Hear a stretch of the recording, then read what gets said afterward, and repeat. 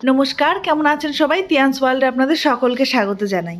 তিয়ানকে স্কুলে দিতে এসছি, আর স্কুলে দিতে এসেই দেখছি ওদের অ্যানুয়াল প্রোগ্রাম হবে যে ডিসেম্বরে, তো সেটারই একটা চার্ট টাঙিয়েছে কে কে কোন গ্রুপে আছে। তো খুঁজছিলাম যে তিয়ানের আছে কি না।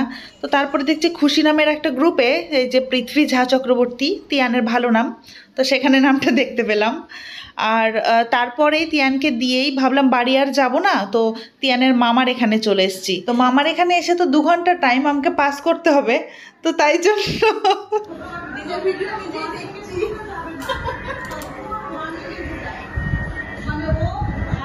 হয়তো খাস না, একবারে আবার বিকেলে খাস। খাস না বাবা, এখন আর খাস না। 2 ঘন্টা টাইম আমার ভাইয়ের ওখানে থেকে একবারে তিয়ানকে নিয়ে তারপরে বাড়ি এসেছি, কারণ বৃষ্টি বৃষ্টি একটু হচ্ছিল। তো ভাবলাম যে আমি আবার আসবো, তো বৃষ্টিতে আবার যাব, সেই জন্য ওখানেই থেকে গেছিলাম। আর এদিকে মহাশয়কে দেখুন, স্কুল থেকে এসেই ওই ড্রেসিং টেবিল থেকে আমার সিঁদুরটা নিয়েছে, নিয়ে ওর কপালে দিয়ে দিয়েছে, দিয়ে সেটাকে আবার ডোলে টোলে এমনি হাল বানিয়ে রেখে দিয়েছে।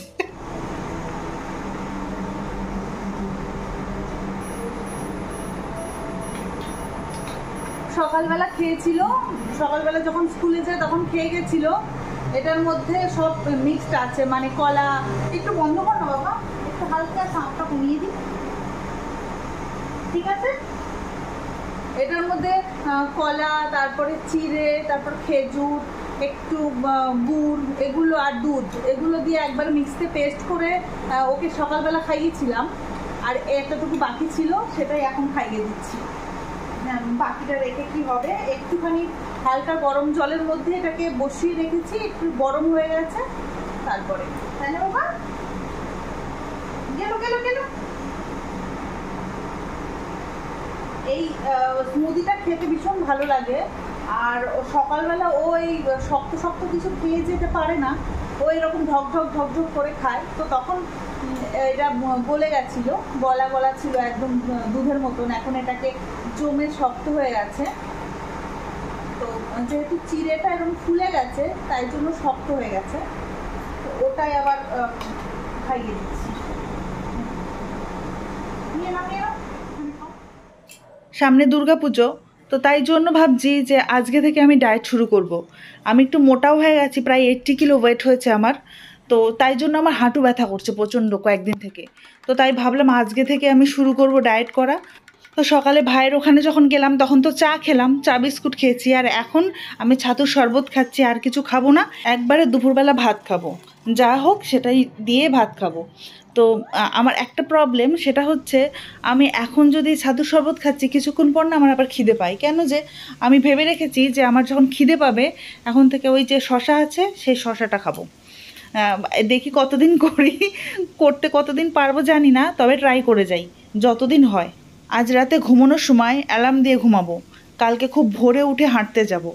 জানি না উঠতে পারবো কি না, তবে ট্রাই করব হাঁটতে যাওয়ার। তো এখানে আমি দুপুরের রান্না চলছে আমার, আজকে মাছ রান্না করব, আর তিয়ানের পাপা শাক এনেছে, সেই শাকটাও রান্না করব। আজকে বাজার থেকে যে শাকটা নিয়ে এসছে, সেই শাকটা আমি আগে দেখেছি, কিন্তু ওটার নাম জানি না, আর আমি রান্নাও করিনি কখনো। খেয়েছি, একটু তেতো তেতো লাগে, তবে রান্না করিনি। আজকে নতুন করব, দাঁড়ান আপনাদের দেখাচ্ছি শাকটা। আগে এই সবজিগুলো দিই, এই ঝোলটা যে সবজি দিয়ে করব, সেই সবজিগুলো আগে দিয়ে মশলা টশলা দিয়ে ঢেকে দিই, তারপরে দাঁড়ান দেখাচ্ছি। আজকে সমস্ত সবজি কেটে নিয়েছি লম্বা লম্বা করে, আর মেথি ফোড়ন দিয়েছি একটু পেঁয়াজ দিয়ে। এই সবজিগুলোকে ছেড়ে দিচ্ছি, কিছু দেবো না, জাস্ট হলুদ লবণ এইটুকু দিয়ে আর আদা বাটা, ব্যাস এটা দিয়ে আজকে ঝোল বানাবো পাতলা করে একদম। ডায়েট শুরু না আমার, সেই জন্য পাতলা করে করব। সবজিটাতে আজকে একটু তেল বেশি হয়ে যাবে মনে হচ্ছে। মাছ যেটা ভেজেছি সেটা তেলটা নামিয়ে না রেখেই ওর মধ্যে পেঁয়াজ দিয়ে দিয়েছি, তো তাই জন্য ওই তেলটা বেশি আছে, তাই তো দেখছি। এখন সবজি দিয়ে দিয়েছি, এখন তো আর কিছু করার নেই, আজকে এভাবেই খাই। কালকে থেকে অন্যরকমভাবে রান্না করব, একদম অল্প তেল দিয়ে রান্না করতে হবে। ব্যাস আমার সবজি নাড়াচাড়া কমপ্লিট, এবারে আমি ঢাকনা দিয়ে দেবো। এবার ঢেকে দিয়ে চলুন আমি ওই শাকটা দেখাই। এই যে এই সেই বিশ্ববিখ্যাত শাক, যেটা আমার পতিদেব এত কষ্ট করে বাজার থেকে কিনে এনেছে আমাদের জন্য। তো এটার আমি নামও জানি না, আর কি করে খায় সেটাও আমি জানি না। আমি শুধু একটা জিনিসই জানি, পৃথিবীর যত শাক আছে সব শাককে বাজার থেকে এনে ভালো করে ধুতে হয়, ধুয়ে নিয়ে এরম করে কেটে ঝুড়ি করে কেটে সেটাকে কালো জিরে আর কাঁচা লঙ্কা দিয়ে ভালো করে ভাজা করে তারপরে খায়। তো আমিও আজ এই শাকটাকে ওই একই রকমভাবেই রান্না করব, দেখি খাওয়া যায় কি না। আর এদিকে আমার সবজিগুলো হয়েও গেছে প্রায়, শুধু আদা দিয়ে দিচ্ছি আর তারপরে একটু নেড়ে চেড়ে জল দিয়ে দেবো। এবার জল দিয়ে ওটাকে ঢেকে রাখবো, ফুটে উঠলে তারপরে একটু মাছ দিয়ে তার ওপরে একটু ধনে পাতা দিয়ে দেবো, ব্যাস শেষ। ধনে পাতাটা আমি খাই, যখন আমার ভাই আসে তখন ও আবার ধনে পাতা খেতে চায় না, তো তখন আবার আমি ধনে পাতাটাকে স্কিপ করি। মানে ও যখনই এখানে এসে হয়তো কোনো দিন যেদিন খায় সেদিন আমি ধনে পাতাটা দেই না। তাছাড়া আমরা সবাই ভালোবাসি ধনে পাতাটা খেতে। তো যাই হোক, আমার মোটামুটি রান্না হয়ে গেছে। এবারে শুধু শাকটা ভেজে নেব, তারপরে তিয়ানকে খাইয়ে আগে ঘুম পাড়াবো, তারপরে অন্যান্য কাজ। হাই, এখন বাজে বিকেল 6টা। তো আমি ভাবছি যে আজকে যে তাল নিয়ে এসেছি, তিয়ানকে দিতে গেছিলাম স্কুলে, তো স্কুল থেকে আসার সময় তাল নিয়ে এসেছি। তো ভাবলাম যে আজকে তালের বড়াটা করে নিয়ে একটু ঠাকুরকে দিই। আসলে যেদিন জন্মাষ্টমী হয়েছিল সেদিন আমি করতে পারিনি, নানান কারণ ছিল। যাই হোক, ওই সমস্ত কারণের জন্য হয়নি টুকিটাকি। তো ভাবছি আজকে ঠাকুরকে করে দিই তালের বড়াটা। অল্প একটু ঠাকুরের জন্য আগে করে রেখে দিই, রেখে দেওয়ার পরে বড়া করে রেখে দিই। আর তারপরে এই যে এইটা আমার একটা ছাঁকনি আছে যেটাতে তাল ঘষা যাবে এমনি করে, তো এটার মধ্যে আমি শাকটা এটা ওটা ধুই। তো আমি ভাবছি এটা ঠাকুরের জন্য ইউজ করবো না, তো তাই জন্য ঠাকুরের জন্য এমনি একটুখানি আলাদাভাবে করে নিয়ে রেখে তারপরে আমি বাড়ির খাবারের জন্য আলাদাভাবে এটার মধ্যে চালবো।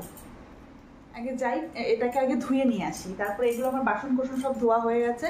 ধুয়ে টুয়ে এসে আর স্নান করতে, আমার এখন স্নান করলাম, স্নান টান করে এসছি, তাই মাথা টাথা সব ভেজা। তো যাই হোক, আমি তালটাকে ধুয়ে নিয়ে আসি, এসে তারপরে এই তালটা একটু ব্যবস্থা করি। তালটা বেশ নরম আছে, ভালো, আর গন্ধটা বেরিয়েছে তালের। যদিও ঠাকুরকে দেওয়ার সময় গন্ধ শুকতে নেই, কিন্তু তালটা বেশ ভালো। এখন বোঝা যাবে পরে যে এটা তেতো কিনা, তেতো হলে তো মুশকিল। তালটা একটু শক্ত আছে, আর এটাকে ছুলতে আমার যা অবস্থা হচ্ছে হাতের সেটা আমিই বুঝছি, পরে বুঝবো রাত্রেবেলা আরও।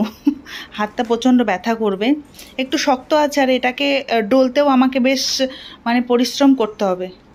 আজকে না করে এটা যদি আমি কালকে করতাম তাহলে বোধহয় ভালো হতো।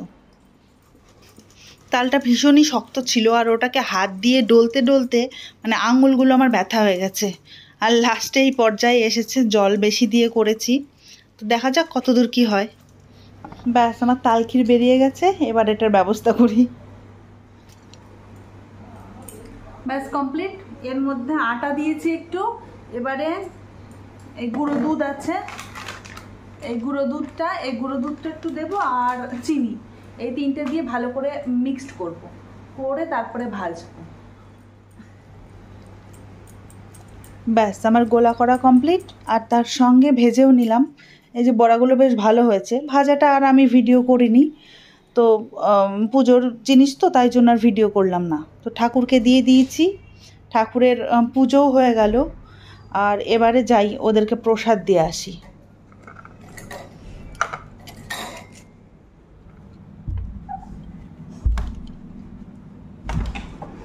হ্যাঁ বাবাটা, গণদাদের সাথে এখন ঘুম করছো সন্ধ্যেবেলা? ওঠো ওঠো, নাও বড়া খাও, খাও বাবা। ঠাকুরের প্রসাদ, ঠাকুরের প্রসাদে না করতে হয় না। আরে তালের বড়া ঠাকুরেরটা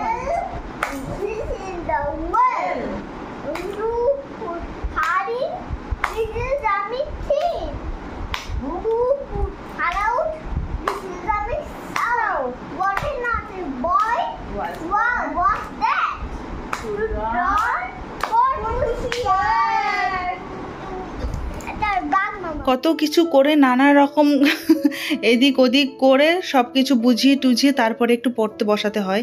আগে যেমন ওর পড়ার ওপর একটা ইন্টারেস্ট ছিল, যদি আমি বলতাম বাবু চলো পড়তে বসি, হ্যাঁ চলো, মানে নতুন নতুন লেটারগুলো শিখবে, তাই জন্য ও পড়ার প্রতি ইন্টারেস্ট ছিল। এখন যেমন ABCD সব কিছু শিখে গেছে, ক্যাপিটাল লেটার স্মল লেটার সব শিখে গেছে, এখন আর ইন্টারেস্ট নেই, কিছুতেই পড়তে বসতে চায় না।